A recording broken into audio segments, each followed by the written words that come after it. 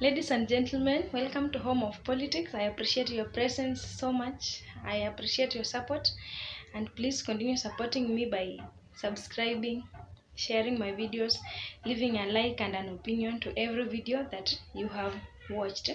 And also, do not forget to turn on the notification button so that you remain updated.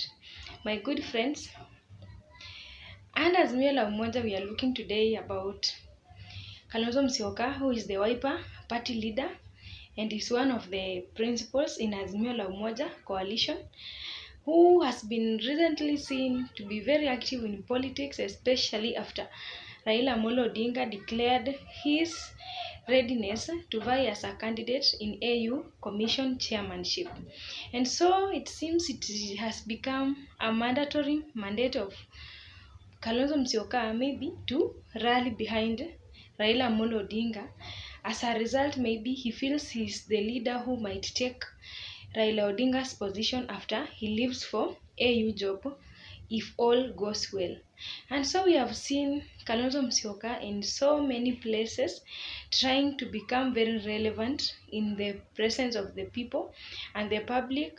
But the problem where it is dwelling is that Kalonzo Musyoka is focusing on his hometown very much, and in the regions that he himself is well known than other parts of Kenya, whereby Kalonzo Musyoka is not very much popular. For example, we have been seeing Kalonzo Musyoka together with his other leaders in Wiper, focusing in regions like Machakos, Makueni.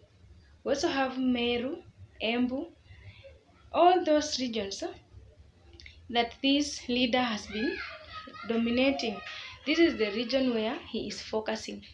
And so it is telling us that Kalonzo Musyoka has to do a lot because he has to walk all over Kenya and other areas so that he can be seen.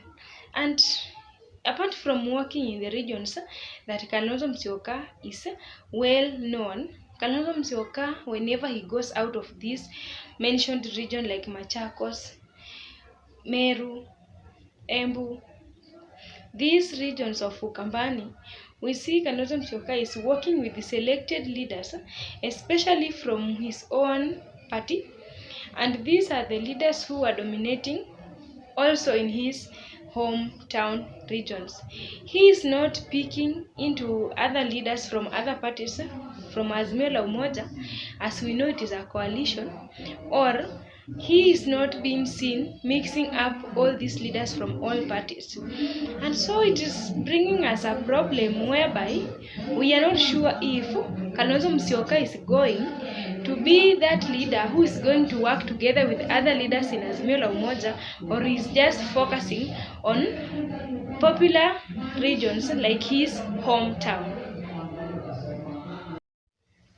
My good people, basing on the point of facts from what Kalonzo Musyoka has been tweeting on the X platform, we see he has been visiting different regions in Kenya. The first region being Nakuru. He also went to Naivasha, and he went to so many different parts in Kenya. And in these places that he has been visiting, there have been something that has been unique with his visitation, whereby he has been conducting public rally and now having a conversation with the public, talking to the public about the progress of Wiper and Azimio la Umoja, of which it is good. But if you look at the circle of leaders that Kalonzo Musyoka have been focusing on, it is just some of the few leaders who have been very close to him. But you can also add one leader from the other side of the regions of Kenya. And so when he visited Nakuru, Kalonzo Musyoka was accompanied by Mwangi wa Iria, Kio Wambua, Stephen Mulei, and Eugene Wamalwa. And so if you see the leaders that I've just mentioned their names, all of them maybe come from his region, from Wiper party, except Eugene Wamalwa alone, who is from the other party. That one is DAP Kenya, from Western region. He has left aside people like Jeremiah Kioni, the members of ODM, and other leaders who are significant in Azimio la Umoja coalition. We also see when he visited Embu during, I think, the church service, he also went with these leaders. Eugene Wamalwa, he also went with the Kio Wambua, Mwangi wa Iria, Stephen Mulei.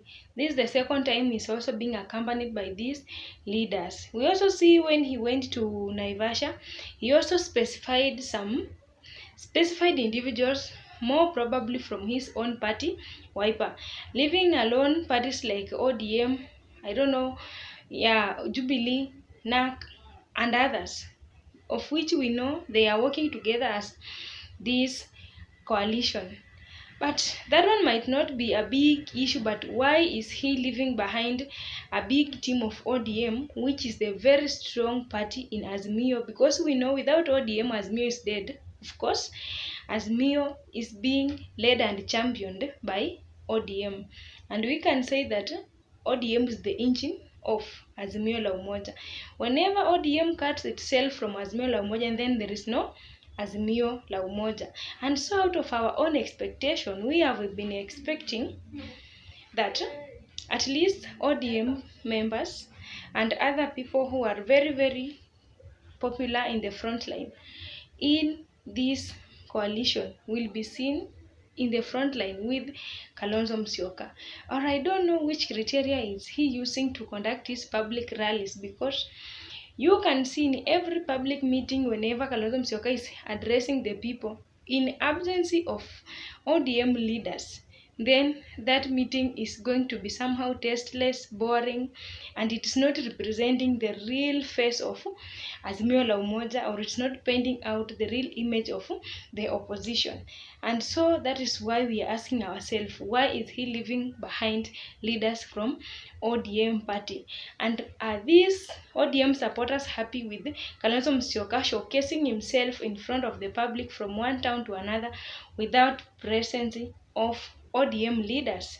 My good people, the other day we saw the speech that Kalonzo Musyoka have been delivering in, I think it was in Nakuru or Naivasha, and we compare different speeches made by Kalonzo Musyoka and other leaders like Eugene Wamalwa, Mwangi wa Iria, all those leaders that accompanied him to that place. And we found a very big difference. Then just listen to how the crowd is reacting when Kalonzo Musyoka is speaking, and how it is reacting again to other leaders like Mwangi wa Iria or Eugene Wamalwa. Kwa hivyo tumekuja kuambieni msife moyo, kwa sababu ya ushuru wa ajabu. Wakati uchumi, tunaomba mtusikilize tu, wakati uchumi uko katika hali mbaya, huwezi kuongeza ushuru. Sasa nitawapa wenzangu wazungumzie swala hilo. Habari ile ya kufurahisha zaidi ni kwamba mkuu wa sheria Kenya, aliyekuwa spika wa bunge Justin Muturi, ametoa final opinion kwamba ile pesa alikuwa anakata na hapa tuwasalimu, na pia tumeleta salamu za wenzetu. Mheshimiwa Raila Amolo Odinga, umezipokea? Mama yetu Martha Wangari Karua, umepokea? Ndugu yetu Uhuru Muigai wa Kenyatta, umezipokea? Sisi tuko tunasema watu wa Nakuru, tumekuwa Nyanza watu wanalia, tumekuwa Ukambani watu wanalia, uko Ingo Western watu wanalia njaa. Hapa Nakuru pia mnalia, hapa pia mnaumia, sababu wenzetu wa Kenya Kwanza walisema mkiwapa nafasi, wakiweka Biblia chini, bei ya vyakula itafanya nini? Itaenda chini. Imeshuka ama imepanda? Mafuta imepanda, sukari imepanda. Kuna wanabodaboda hapa walisema eti watawaletea pikipiki ya stima. Hapo kuna pikipiki ya stima? Walisema mama mboga na ninyi mtakuwa kwa serikali. serikali? Mumeingia kwa serikali? And so from the comparison of these two speeches that you just had, then you can tell by yourself that Kalonzo Musyoka has the poor ability to sustain the attention of the crowd or the public. More probably is having a problem with his speech, maybe in entertaining the people who are listening to him. It is very different case if you compare him with that case of Raila Odinga, because whenever Raila Odinga just goes on the stage or on the podium, people cheer up, he makes fun, joke, he even comes with a specific style, maybe dancing style, or he comes with something that entertains his followers or his supporters. But for Kalonzo Musyoka, his speech is just dull from the beginning up to the end. Sometimes he can lose focus in the middle, and you see the noise is there in the background that people are not concentrating.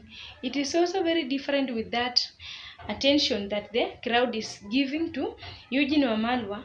If you can just see, people are very cheerful because Eugene Wamalwa is talking about maybe the issue of other leaders within Azimio la Umoja. He has talked about leaders in ODM. He has spoke about this leader Martha Karua, and so it seems whatever he told the crowd, it is touching their hearts, and they have been yearning to hear from other leaders despite them being absent from that public gathering. And so up to that point, we can see absence of ODM leaders that is causing a lot of boring in the meetings.